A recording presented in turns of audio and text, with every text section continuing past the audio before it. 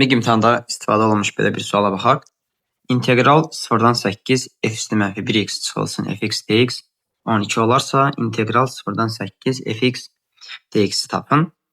Burada fikir versək, fx ilə f üstü mənfi 1x bir-birinin tərsi olan funksiyalardır və onların kəsmə nöqtələrini əmələ gətirdiyi fiqurun sahəsi nədir? Bu hissə bizdə şərtdə 12 qeyd olunmuşdur. Tələb olunur ki, 0-dan 8-ə olan hissənin sahəsini tap. Yəni, buranın qırmızı olan hissənin sahəsini tələb olunur. Burada biz bilməliyik ki, əgər funksiyalar bir-birinin tərsidirsə, o zaman onların uyğun koordinatları, yəni x ilə y yerini dəyişir. Çünki bir-birinin tərsidirlər. Və burada fikir versək, bu koordinat nədir? 8, 0. Və fx də bunun tərsi olduğuna görə, o zaman bunun da buradakı qiymətləri nə olacaq? 0, 8 olacaq. Və burada tərəfi 8 olan bir kvadrat alınır. Onda s kvadrat nəyə bərabərdir?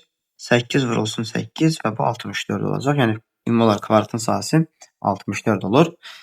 Və burada bu hissənin də sahəsi, belə deyək, integral 0-dan 8 ilə integral 8-dən 0-ın sahələri bir-birinə bərabər olmalıdır. Sahəcə, yəni burada bir-birinə bərabərdir. Və bizdə orta hissənin sahəsi şərtdə 12 verilmişdir.